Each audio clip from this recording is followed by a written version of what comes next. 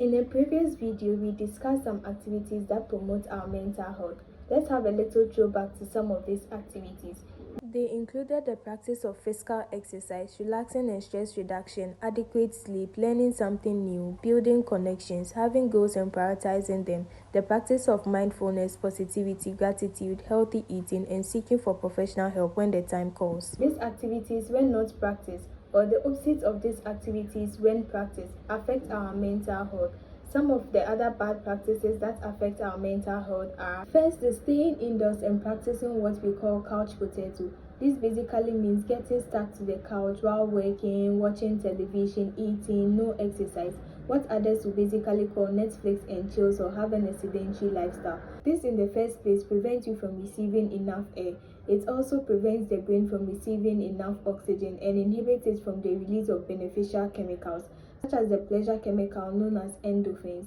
This further leads to the development of depressive-like symptoms. Realize when you are the type of person that stays indoors for so long, there are times you feel so stressed, you feel so withdrawn, you feel so tired. These are signs that tells you that your mental health is at stake. Second is being glued to social media. There's no doubt that social media has its own positive sides, such as making us know what's going on in the world. It also enables you build a bigger connection, which includes your old friend. It also enables you watch funny videos, which makes you laugh and feel alive. But it also has its negative aspect that affects our mental health. We tend to compare ourselves with our age mates we watch on social media, and we forget that everyone has its own ride in life.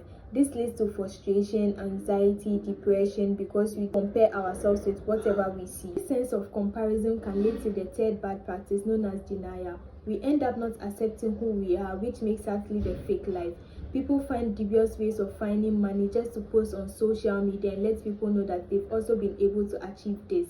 This can lead to frustration when they are caught, or even when not caught, leads to frustration, depression, anxiety, others developing suicidal ideations, and even finally committing suicide. The fourth bad practice is overthinking. Overthinking can either be geared towards the positive direction or the negative direction. In either ways, also affect our mental health. This is because it prevents us from taking action, and whenever we don't take the action, we get to feel frustrated, low self-esteem, depressed, because we feel we are not doing anything. So let's have an example: someone who is unemployed. This person, during overthinking and focusing on the positive side, wastes so much time on thinking what next he or she should do to get a job, and this will prevent the person from taking action. In the same situation, when the person is focusing on the negative part, this person tends to spend time thinking about whether he or she will be able to get job, he or she will be able to make it in life, and this also prevents you from taking action, which will generally affect your mental health. Next is the practice of negative self-talk. This can also be as a result of overthinking and focusing on the negative part of a situation. Examples of negative self-talks are telling yourself that you are worthless, you will never be able to make it in life, you will be a failure, you wouldn't be able to achieve anything in life. Suppressing your anger and other strong emotions can also affect your mental health. In the first place, anger isn't a bad emotion, but the way in which we express it is what is bad. Suppressing anger for so long can lead to an outburst in situation that doesn't call for it. This is because the suppressed anger has clouded your sense of judgment, and you are not able to reason well during that situation. After this situation happens, you realize you get so frustrated, ashamed, the feeling of guilt, which affects your mental health. Next is being a people pleaser. It's good to put into consideration others' feelings and thoughts when taking an action, but when you neglect yours and put into full consideration that of others just to please them, leads to an incongruence, and this incongruence in feeling can affect your mental health because you feel so frustrated, you feel so depressed.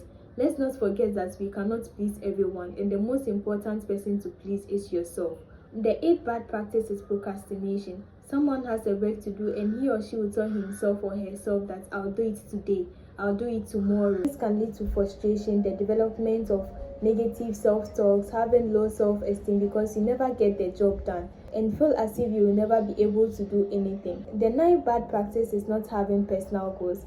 Someone without a personal goal is not able to identify the little achievements even towards the attainments of the bigger picture. Everything becomes so scanty, the person becomes so frustrated, so depressed because the person feels as if he or she is not doing anything. while in the actual sense, the person might be doing something. Finally, is keeping toxic relationships. This can either be face-to-face or via social media.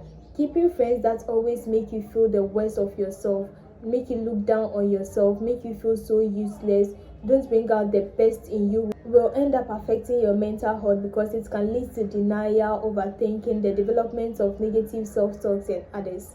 Let's not be too hard on ourselves whenever we find ourselves practicing any of these activities. We are humans, and as humans, we wouldn't be able to control everything. There are times you'll be practicing Netflix and chills. There are times you'll be in denial. There are times you overthink. But the most important thing is you being able to identify and changing for the best. And whenever you can't do this on your own, you seek for professional help. Thank you for watching. Subscribe, turn on your notification button, like and share.